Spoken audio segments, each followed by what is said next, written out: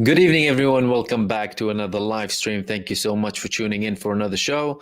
Welcome to all of our members, subscribers, and viewers from all across the world. Tonight, I'm going to be talking to you about some important developments happening.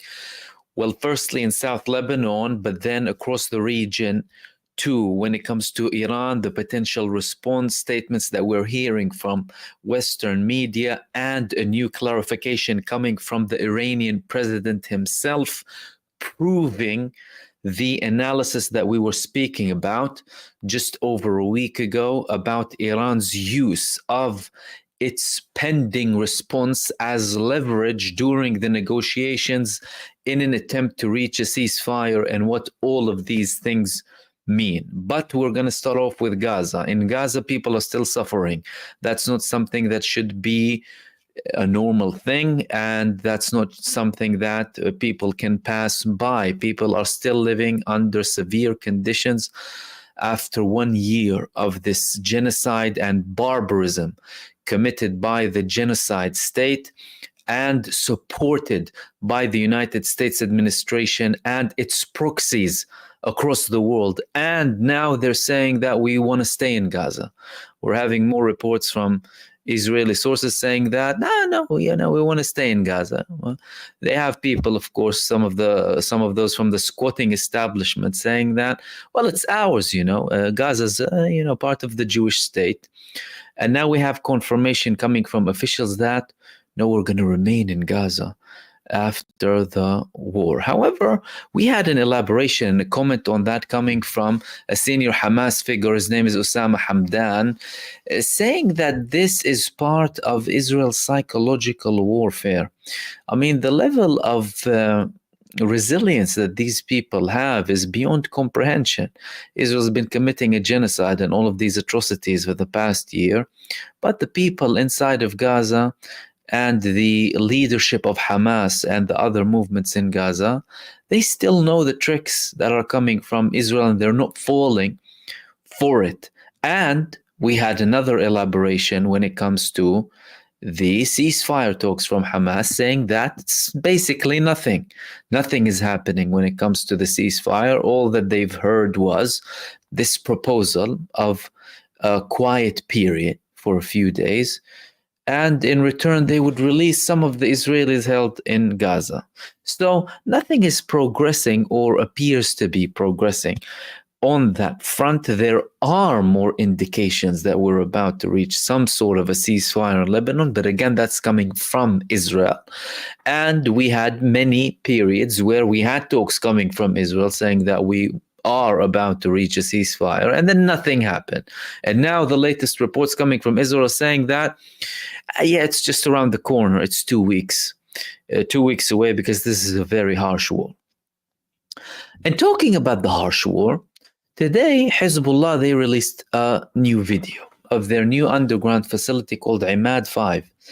Imad 5 following the release of their underground facility Imad 4 that had trucks roaming around underground holding heavy missiles. Now they have a new facility with the image of the late martyr Sayyid Hassan Nasrallah under the title, "We will not leave the battlefield and we will not put our arms down." And they're not putting their arms down.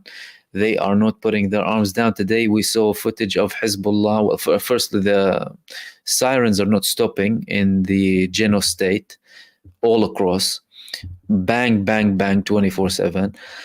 Talk about, hurting their capabilities.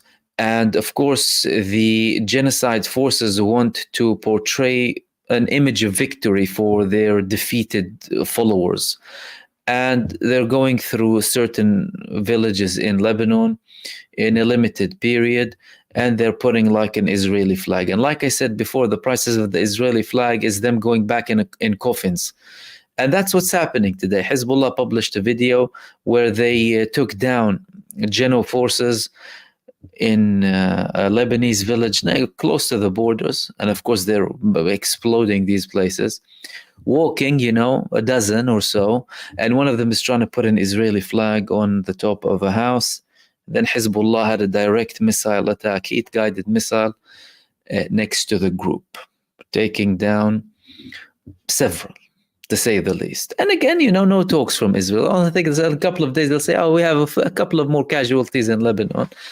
The other day they said, oh, a vehicle turned upside down with the commander of the North in it, as if they want us to believe that this man all of a sudden had an accident in a vehicle, not being targeted by the resistance in Lebanon.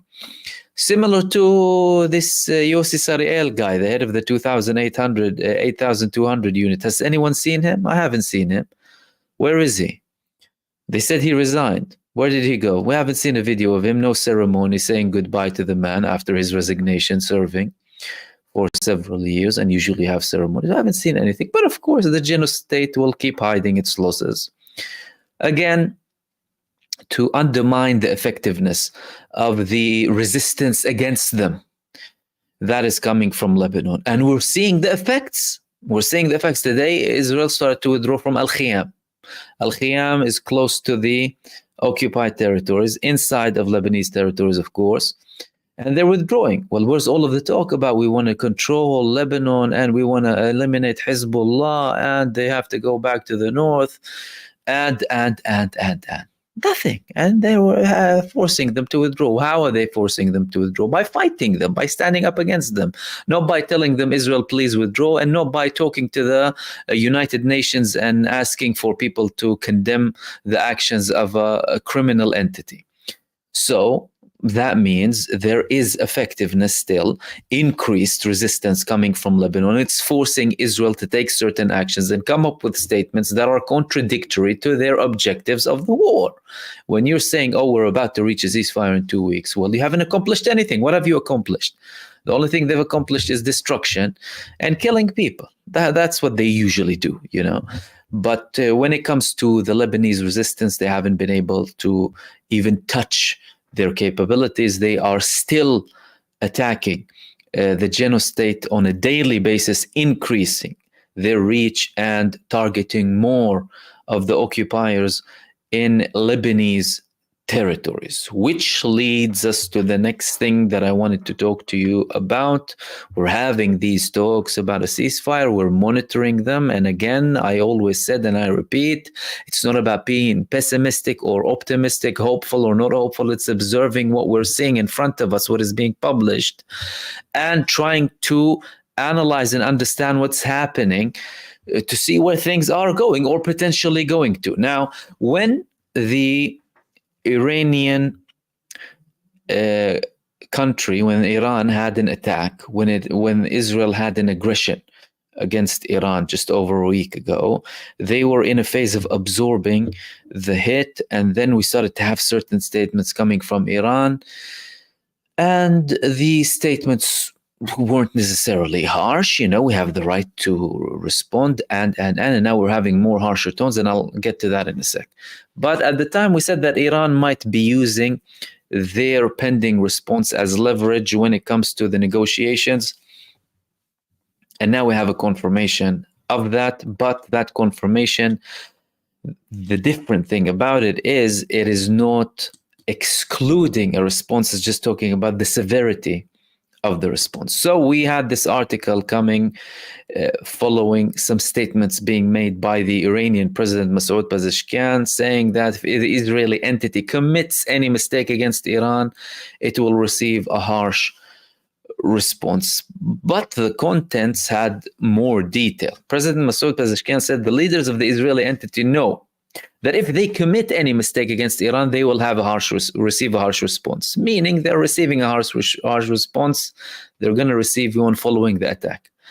If they reconsider their behavior, accept a ceasefire, and stop killing innocent people in the region, this may affect the severity of the response. So the response is coming regardless.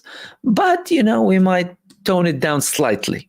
We might tone it down just a little bit if you behave. And if you stop slaughtering women and children.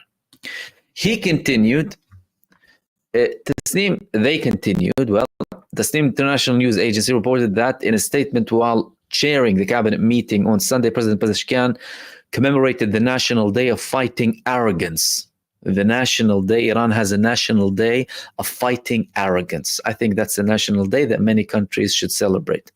Stating that all our lofty national and revolutionary principles manifested in confronting injustice and struggling for freedom and justice, and at the same time, the spirit of coexistence and peace are all crystallized in this national day. He continued by saying, we have never launched any war, nor have we incited any country to do so. Rather, it is America that has always tried to ignite the fires of wars around the world, including our region. Today, it is providing support to the Zionist entity to continue its war in the region.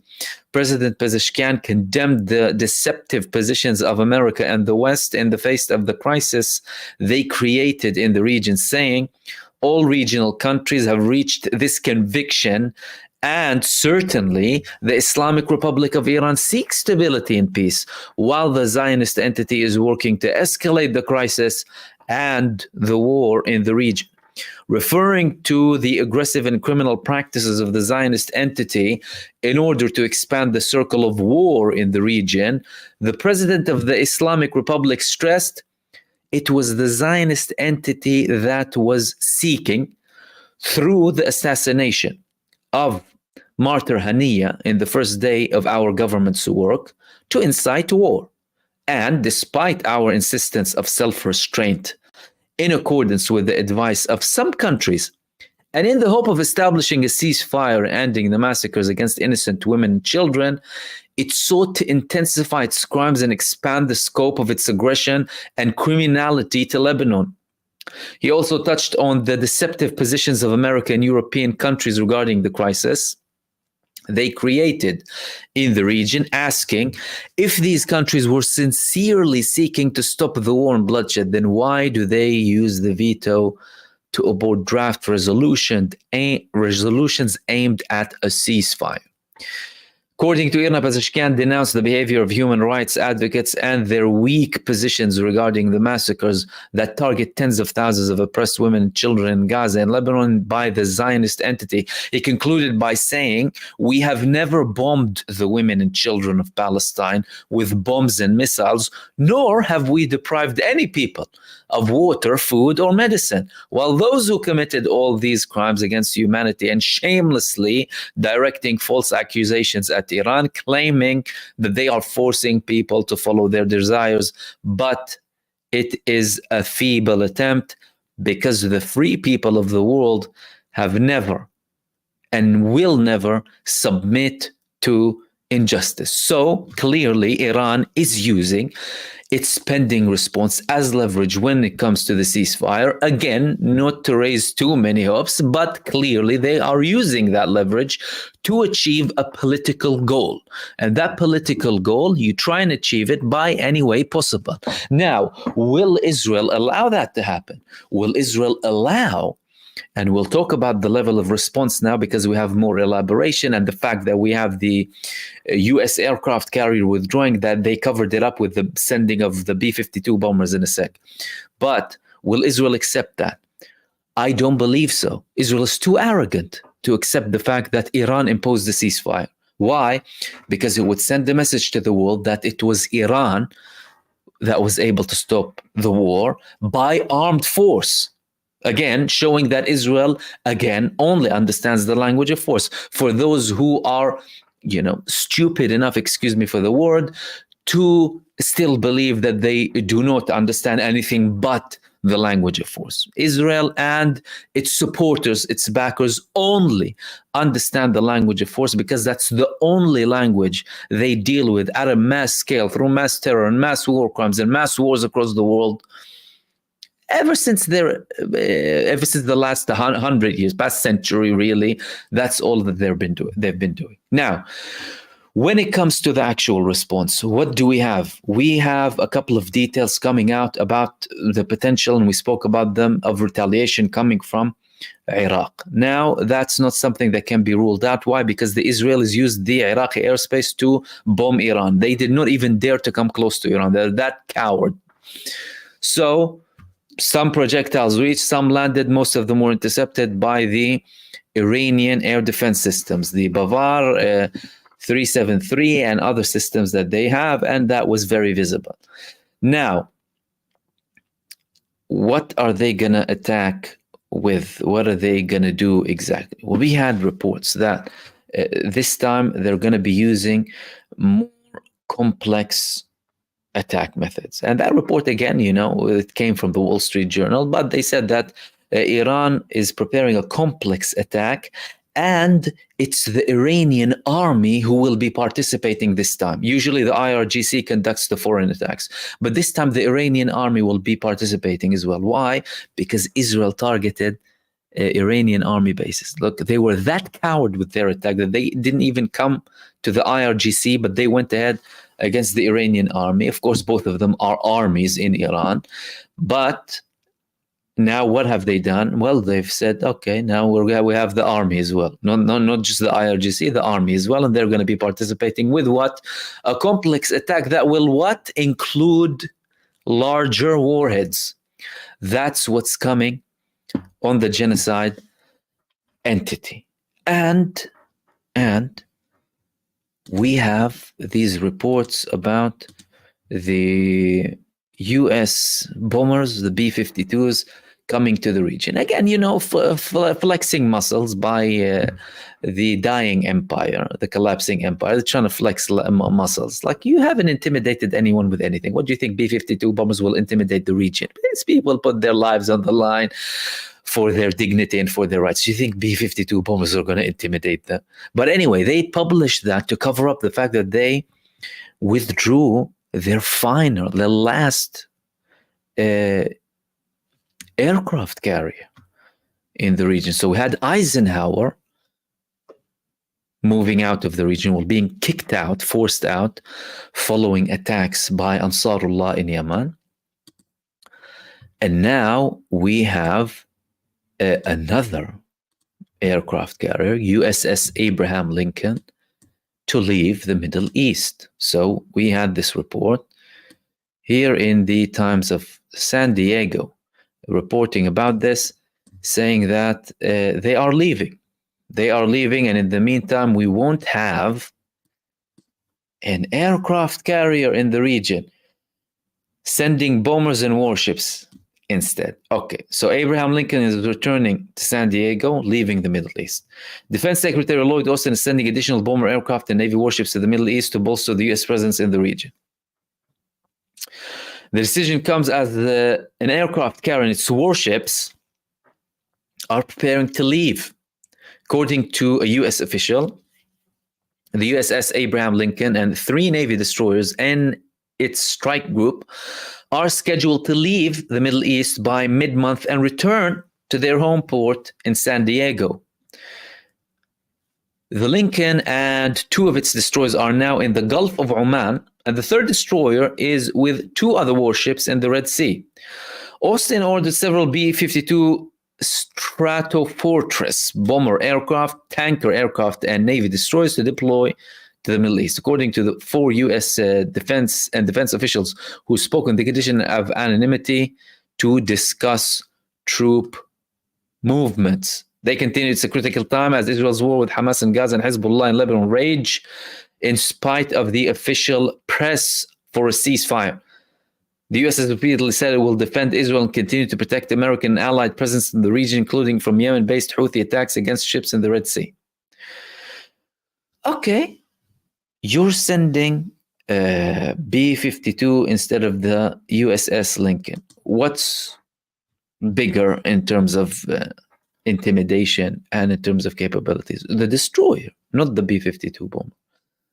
So they're trying to cover up the fact that they're withdrawing the aircraft carrier by sending the B-52 bombers. Of course, not to undermine their destruction capability. And of course, the United States is a country that supports genocide. So we know very well that they use their weapons of mass destruction against innocent people and innocent civilians. However, this is an important development. The fact that they are withdrawing the USS Abraham Lincoln, but sending the B-52 bombers. Okay. Is that going to change anything when it comes to Iran's attack on Israel? Well, they say that the B-52 is able to intercept some of the missiles, again, more than the destroyers, the aircraft carriers, and all of the fleet. They already sent to the F-22 Raptors, and they have everything in the region. Is that gonna be the key thing that changes the whole scene? No, it's not going to. And again, it's not going to stop the resistance. It's not going to stop Iran as well. It's a show. It's a show. And mind you, when they sent the aircraft carrier to the Mediterranean, immediately following the 7th of October Al-Aqsa flood operation, their aim was to intimidate Hizbullah and Iran, and they left 2 months later. The Israeli side was very concerned. They tried to lobby to keep them back in because, according to them, well, we're still here, there's still war, Hezbollah haven't put in their full weight in, and we still haven't had a response from Iran. And all of that came after that. Then we had a response from Iran that was very large, very accurate. Most of the missiles landed with the presence of the USS Abraham Lincoln. And what did it do? Nothing. So what are these bombs? Are they going to be roaming the skies 24/7? If you have an attack, okay, and you want to participate with your air force to try and take down the missiles, well, you need to be in the air 24/7.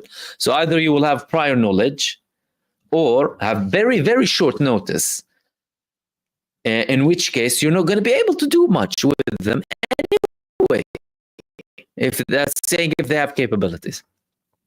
However, Israel again is unlikely to have a ceasefire with the conditions of Iran. Not because it's the wrong thing to do, but because they're too arrogant. It's an arrogant entity that is very entitled and very supremacist, and it's very difficult for them to accept the fact that Iran is, putting its foot down in the region, and no, they're forcing us to take a step back and stop the war, stop the genocide that's happening.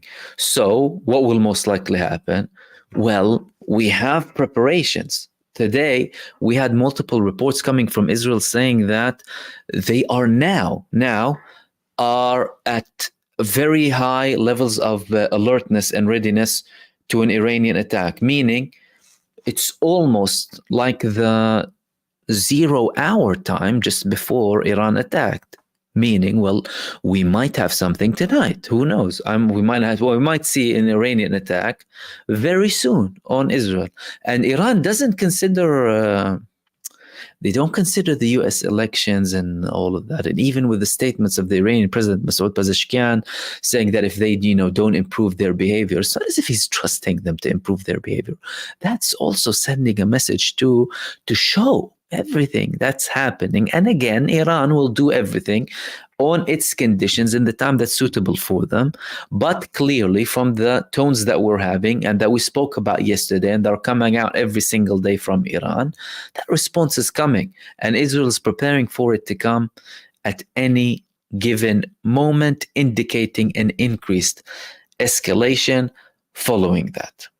Now, the question is, what's going to happen after that? Are we going to continuously have a tit for tat between Israel and Iran? Which is a valid question. Well, there is a possibility that might happen, but with more delays between the responses, in particular coming from the Israeli side. Why? Because from an Israeli perspective, the attack on Iran taking so many fighter jets to the region is a very complex attack. It's something that takes a lot of resources. Iran is very far geographically, and it's not like Israel can go and conduct attacks by the hour on Iran. That's not going to happen. That's not going to happen unless that is someone close by is participating with Israel. So the fighter jets are going from a base nearby. However, we had clarifications from Saudi Arabia, UAE, Oman, Saudi Arabia, UAE, and Qatar that they will not be allowing any participation. And with their attack from the Iraqi airspace, they again used the US used Iraqi airspace, which also is raising more tensions in Iraq.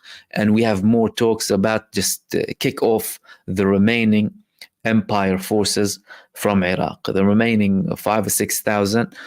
And that's it. You know, we need to get rid of you because, well, the United States presence in the region is only trouble. That's it. You know, wherever you see US presence, you have trouble. Trouble, murder, slaughter, death, killing, civil wars, genocide. That's what they do. That's what they do. And it's about time that the United States understands that the world is changing. They need to withdraw. They need to take their troops back. Focus on the United States. Focus for once in your life on the US citizens, on the average US citizen, on their healthcare, on their education, on their economic positions. You send them 750 per person, wasn't it? For the survivors of the hurricane, when the average is 2,500 for Israel. Well, what is that exactly? And we have people talking about America first in America. Talk about America first. Show me America first. But you're not doing anything to do with America first. And when we talk about America first, it's like just don't intervene in other countries and stop, at least stop this support for a blatant genocidal entity, an entity committing war crimes and genocide as confirmed by the International Court for Justice. Is it that difficult? Now, the US, at least when it comes to statements, they are still supporting Israel's right to defend itself. They are still saying, you know, we're going to deploy forces, we're going to make sure that Israel can protect itself, and but they're not reaching a level where they are saying we are participating with them in an attack.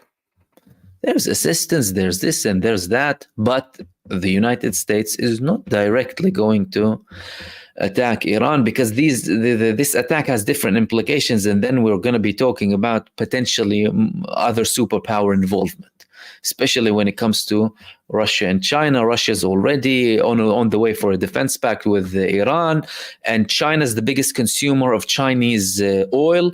And the president of Iran said that China is our main partner, is our biggest partner when it comes to cooperation in the world. So it would be naive to think that there wouldn't be some sort of participation from them directly. And I do not believe that the United States wants that or is even ready for that or is capable to handle that.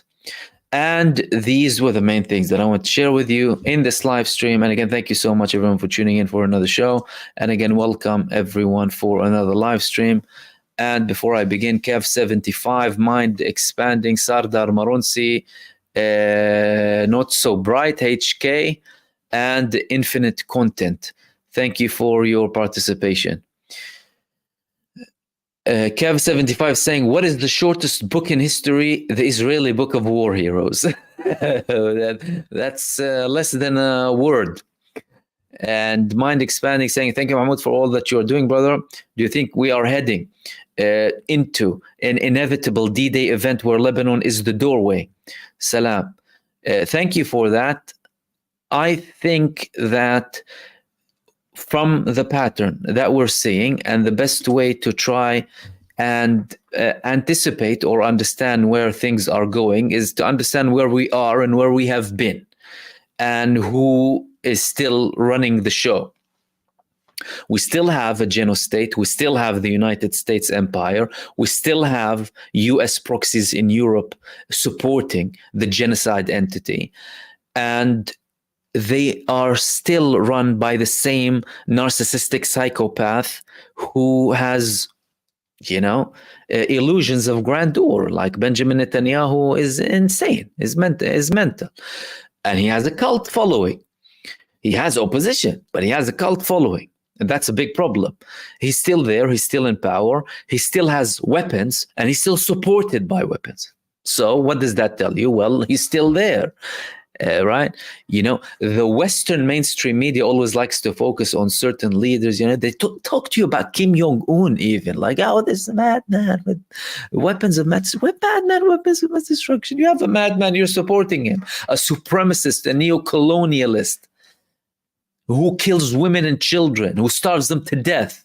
And what are you doing? You're whitewashing his crimes and legitimizing his genocide.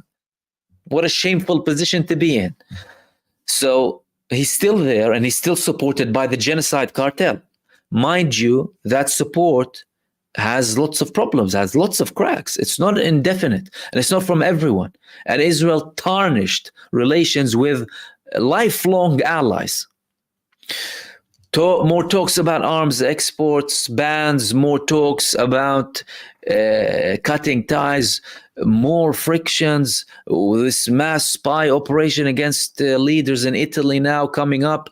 They're creating why? Because they are a problem. They're a problem since inception. Now, all of that tells you that with this recipe, how are we expect something else to come up? Now, it's our duty to say what's happening and what are the talks about exactly, especially when you talk about a ceasefire. But everything on the ground is going against that prospect. And what we're seeing is that a genocidal entity that only changed ways when it was met with force, it will only continue to change ways when it's met with force up until the day that they will see their demise. And that day is getting closer and closer with the help of Benjamin Netanyahu. And that was from Mind Expanding Knowledge, I think. And then we said thanks to Sardar and Not So Bright. HK, you said Ron Paul was realist member of U.S. Congress. Check the discussion on American Arab from 2012. Trump, Harris, Jill, Stein. It's all the same. Ron Paul 2024. Listen, I spoke about Ron Paul actually, and one of his most successful campaigns took place in 2008, and at the time they did to him what they're doing now to Jill Stein and Cornel West. Ignore him, although he had momentum. But I think with the United States elections, I believe that people should always remember that the two-party system is not only broken, but annihilated. And if anyone is looking for any change, they should empower and support anyone outside of the two-party system. And let's go to the next one. Infinite Content, you said, Mahmoud, is it possible that Iran has EMP weapons, strong electromagnetic pulse, would cause more damage than a nuke with less damage? Yes, perhaps. And they said previously we have weapons that are more powerful than nukes. And they also said that if we are attacked with a nuclear bomb, we will respond with the same manner. Now, we haven't seen anything close to an attack with nuclear bombs. Israel attacked them like cowards outside of Iranian airspace, so far away, with their typical cowardice way of attacking. They only act like rough when they know no one can hit back, when it's women and children and schools and infants and hospitals and universities and bakeries. This is where Israel, when they fly over and start attacking. But they haven't done that with Iran. They haven't done that with Iran. They didn't touch their oil. They didn't touch their nuclear program. They did hardly anything to their military bases. Now, Iran, without having anything too special, is changing the equation. They're doing that with their with their supersonic and hypersonic missiles. And no, Thad, Mad, that's not going to help them. And that ain't going to help them. So they already have leverage, and we will probably see attacks with a bit of a higher intensity. Also, Josie Buzz, thank you so much. And Irene Z as well. Thank you so much. Assalamu alaikum salam. You're saying thank you. You're welcome. Will you please make a Telegram channel? We can have a space to discuss. Jazakallah khairan.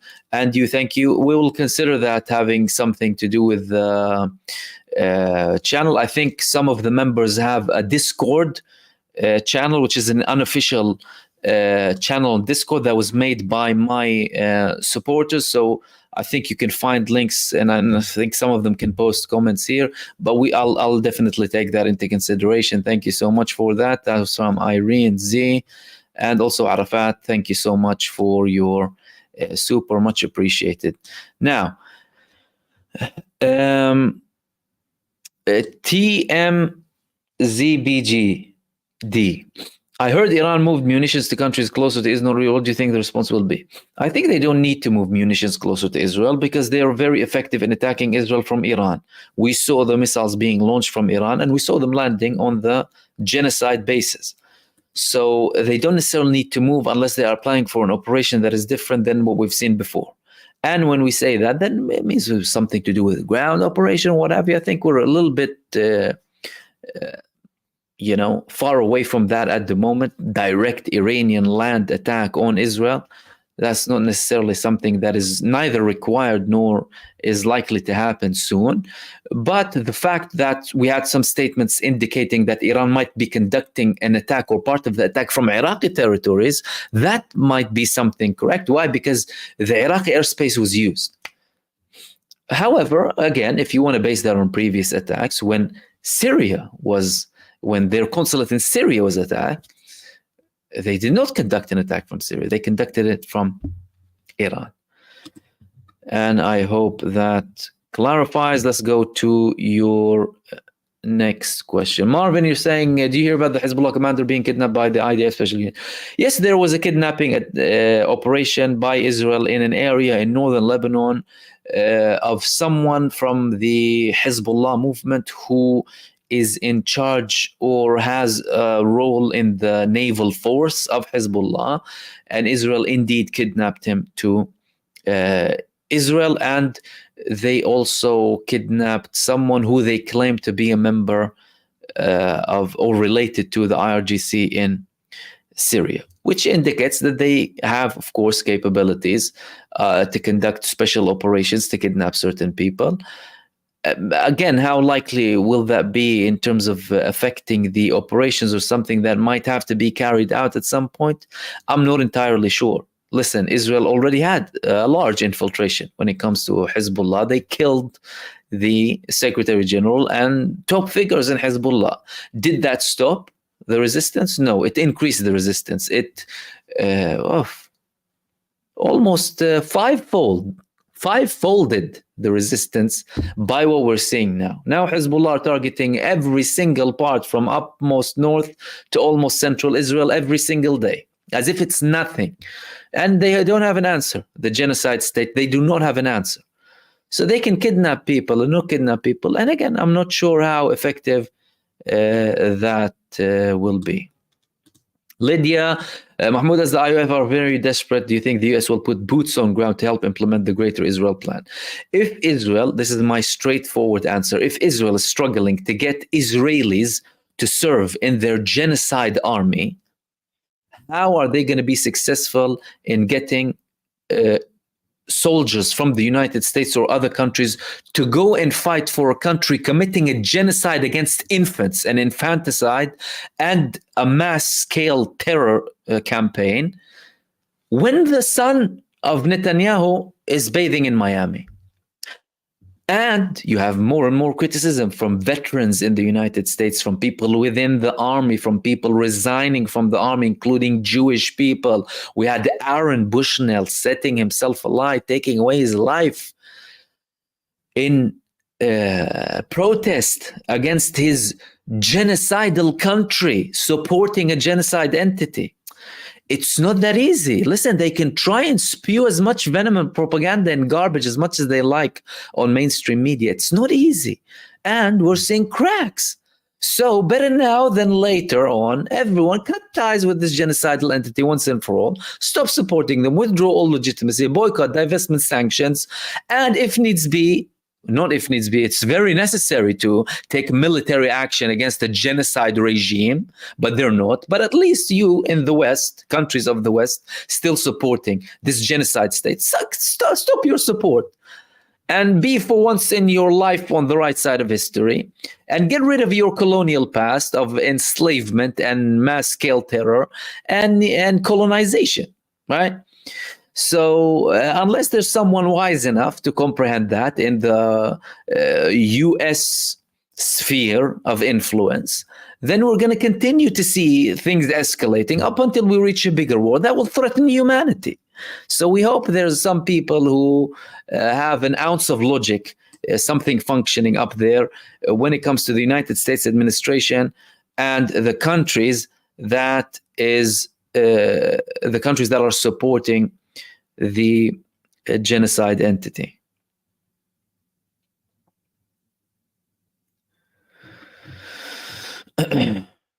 And also, Sarah, thank you so much for your super and comment. Much appreciated. And thank you so much for your support and everyone else participating. And let's go to your next question. Marvin is saying, is Iranian anything of significance? Do they have subs like Israel deliver cruise missiles? Well, I mean, in terms of Air Force, they're not at the capability of Israel unless they have something that they're hiding. When it comes to their naval force, they have some forces, and there were reports today or past couple of days that they're receiving new warships. But when we look at Iran and Israel, we look at how would they fight each other. They would fight each other with what they deem to be the most strategic weapons or attack weapons in their position. In the case of Israel, it's the Air Force. In the case of Iran, it's the missiles. And in terms of effectiveness, we have seen the Iranian missiles being more effective than Israel's most advanced fighter jets. So you need to take that into consideration when it comes to Iran and Israel and the back and forth attacks that are happening with them. And not necessarily compare everything all together, because they're not necessarily going to use everything when they attack each other. They're only going to be using the weapons that are most suitable for them during those attacks.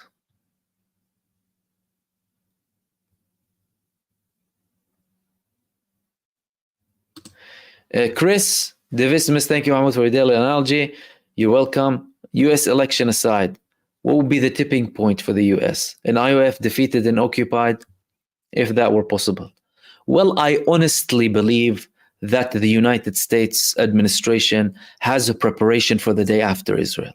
They know that Israel will be destroyed at one point. They know that this entity cannot exist for a very long time, and they have a day prepared for it. In the meantime, they are enjoying the money that's coming by serving this genocidal entity. Not something that is surprising from the United States of America. That is a militaristic oligarchy and puts a lot of money in its military-industrial complex at the expense of, or more accurately, by stealing from its taxpayers and sending that money to the military-industrial complex, and of course brainwashing the people to come to the army and go and die for nothing but the greed of the people in power. Now, they have that prepared. They're enjoying the moment. They haven't yet participated directly on behalf of, instead of, the IOF so far. Are they planning to participate at some point? I highly doubt so. Well, they haven't participated in 2 years with Ukraine. Where should they go? And they sent the NATO and other, random people to go and die. Of course, most of the Ukrainian men are now dead. They kidnap people from their weddings and stuff to go and die for Zelensky, the comedian puppet. But are they going to do that with Israel? I'm not sure. Again, that also is in line with the previous comment about the fact that, well, if they're struggling in the case of Israel, to get Israelis to go and fight for them. Why should Americans go and fight for them? I mean, they need to be delusional and ignorant to the next level, I mean, to the high heavens. Anyone supporting any act, whether when it comes to propaganda, implementation of genocide supporting governments, participating in anything to do with this genocide, let alone going to fight themselves for this genocide, they need to be either completely morally depraved or share the same values of the Zionists: depravity, supremacy, arrogance, and all of the ugly stuff, or completely ignorant, as if there's nothing there. Do you understand? And are there people like that? Yes, there are. However, are there enough people like that to justify them going when we have everyone in the race for presidency having to justify their support for the genocide state because of the massive public pressure in the West? Are they going to be able to do that? Not necessarily. But is that out of the question? No, it's not out of the question. Because Israel is the US and the US is Israel. But again, they don't have a defense pact.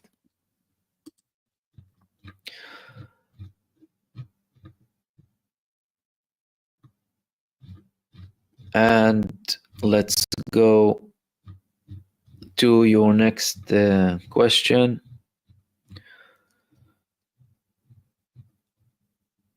Dennis Huggins, much appreciated, my friend. Thank you so much for your super.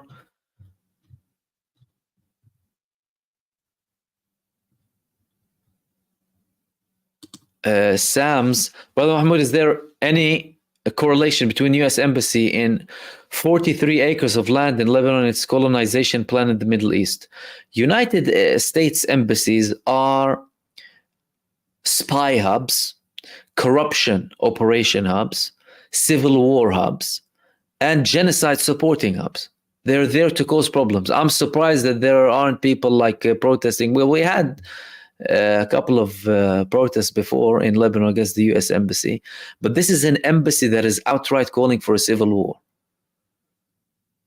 They're only there to cause problems, and they do that in every single country that they have a problem with. They're there to cause problems and frictions. And again, the Greater Israel plan is in line with the U.S. empire. It's not out of the context of the United States. Don't ever think that. No, the United States has a plan. Of course, they fool some of the Arab leaders in the country. Some of the Arab governments think that, oh no, this genocide entity, they're fine, and this problem with Palestine is just this and that. Not knowing that they're next. If Israel succeeds in its genocide in Gaza and in Lebanon, and they actually manage to conquer, occupy territories and stay there, well, they're going to be looking at everything else. What do we need to see more maps of the Greater Israel on the soldiers' gear of Israel, and more members of the government talking about the Greater Israel and their settlements plan? And all of that is in line with the United States. Why? Because the United States views Israel as its own little state in the region, or as an aircraft carrier. But like they withdrew other aircraft carriers, they're going to have to withdraw Israel as well.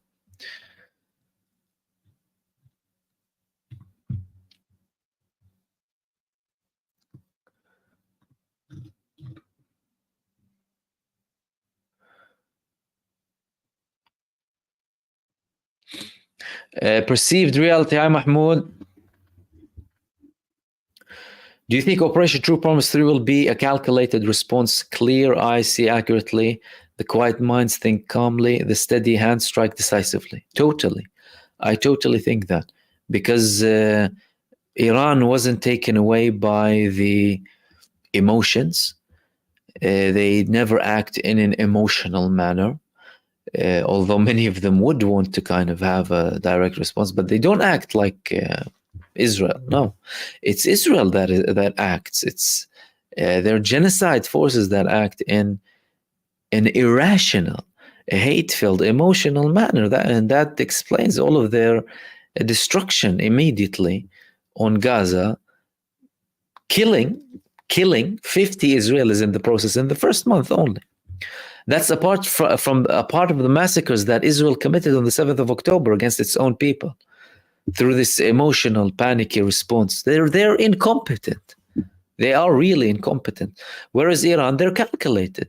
And they know that that affects their level of response. So that's very accurate in the way you described it.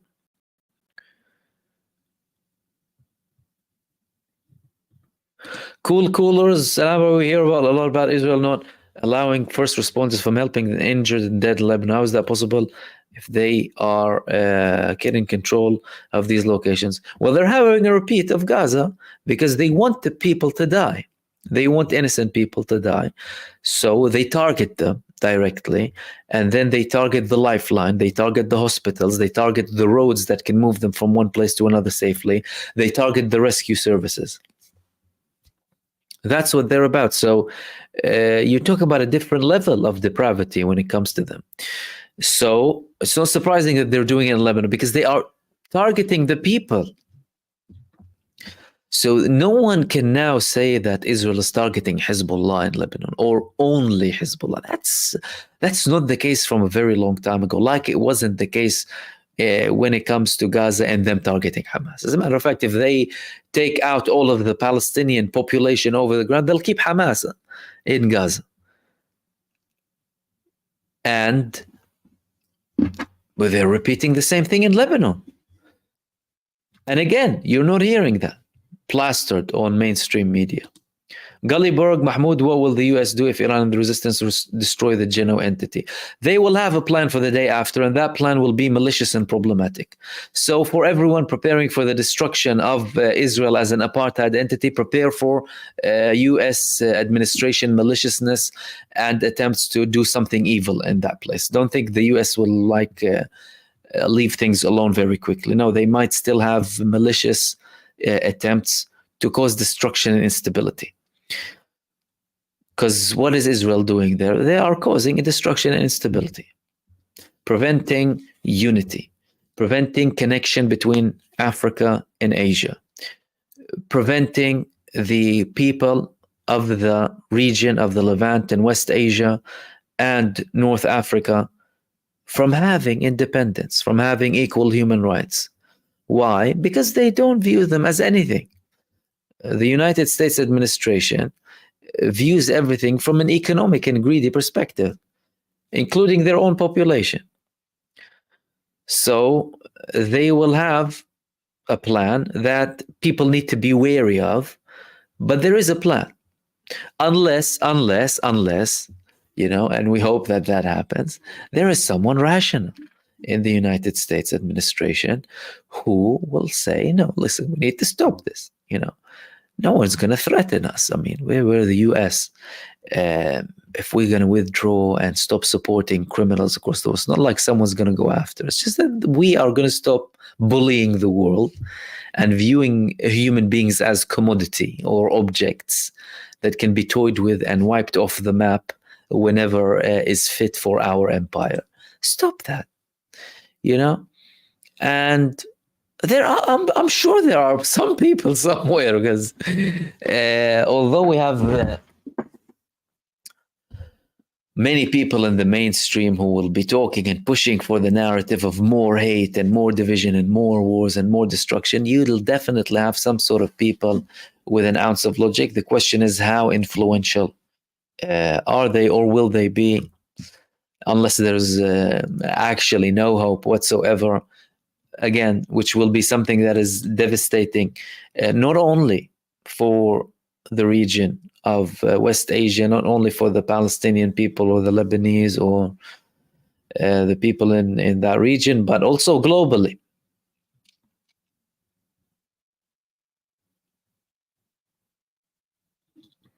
Ben Vader, thank you. You said, surely the Lebanese forces are not so stupid as to start another civil war. And for what? To make Lebanon a colony of Israel?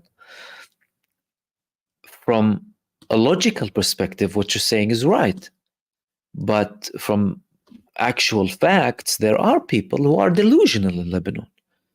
And there are people who are completely corrupt in Lebanon. Like there are people who are delusional and corrupt and traitors in Palestine. So from their perspective, all that they need is to be promised a couple of, nice perks from the occupier, and they'll sell the whole country. So not a problem. And they are the same people who were happy with having a South Lebanon army that belongs to Israel. They were the same people that were happy with a traitor Lebanese president. They're still there. Don't we have an example in the West Bank? We have an example. Likewise in Lebanon. But those are certain people who would have interests, and the people who would call for that argument, their argument is weak and unsubstantiated. You have no Lebanon like we have Lebanon now if it wasn't for Hizbullah and the Lebanese resistance expelling the occupiers who were murdering their women and children, like they're murdering the women and children in Gaza. But you still have delusional people in Lebanon, but they're not going to be happy because the tide is turning, and it's turning against them.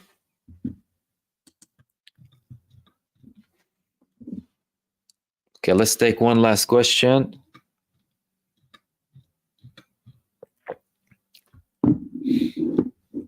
Marvin, thank you again. Hear about Iran attacking Azerbaijan border conflict. It might be something limited to do with terror movements in the region, but I don't think it's necessarily going to be something to do with Azerbaijan participating with Israel in an attack, because they know their weak points. Now, although they have good relations with Israel, there might be things that are minor, but not visible to a level where they could invite an Iranian response on Azerbaijan, because like the other Arab states that have US bases or can cooperate under the table or over the table with Israel, they know their weak points. Doug, Iran and Turkey about to act together? No, I don't think so. Also, Iraq and Iran, yes, maybe, because we have actions from the Iraqi resistance and from Iran, but Turkey, no. I think Turkey has ruled out they're not going to be participating in anything like Egypt, unless there's something that is directly hitting them and can put the ruling class in danger.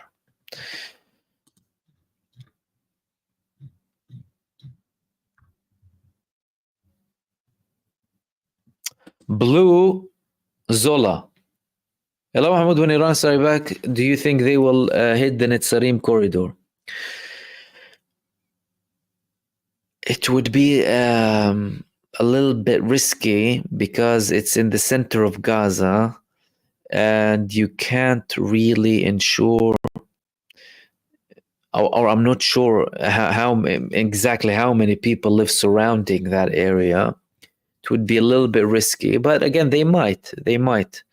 But it carries out levels of risk attacking the Netzarim line. Then again, they surprised us with their attacks, and I wouldn't be surprised if they have something that would do with the genocide forces in Gaza, because Nevatim is used by the IOF against the civilians in Gaza, so it's linked. That's why the people in Gaza were celebrating. Someone's finally hitting them, right? Someone's finally punishing them. And I'll take the last one from Mahib. There was a lot of talk of Iran retaliation before the US elections on Tuesday. Do you think this could still be the case? Like I said before, I don't think they're counting the US elections. I think Iran as a government and as a nation, they have self-respect and self-value. They don't base their responses or lack of responses on US elections. And as far as I know, from what I have read and observed, it could be as early as tonight in which case I'll hopefully be with you. Or it could be tomorrow, it could be in a few days' time, or very, very soon. But all of the indications show that it's leading towards that direction. And we'll wrap it up there, guys. Thank you so much for tuning in for another show. Thank you for so much participation, for your kind comments and support. And of course, apologies if I haven't reached all of your questions. Special thanks to anyone who sent supers, and many of you continuously support our work. Thank you very much for that. Marvin Vergus, Ben, Vader, Sarah, Carol, Arafat KC, Irene Z, Josie Buzz, Stephen Burrows, Infinite Content, HK, Not So Bright, Sardar Marunsi, Mind Expanding Knowledge, Kev75, and Dennis Huggins. Thank you so much for your support. I really appreciate your support and contribution. And I'll hopefully be with you in another video after this and a live stream tomorrow. In the meantime, stay blessed, take care, everyone. Enjoy the rest of your evening, day, or night, depending on where you are. And I will see you soon in the next video. Peace, everyone, and take care.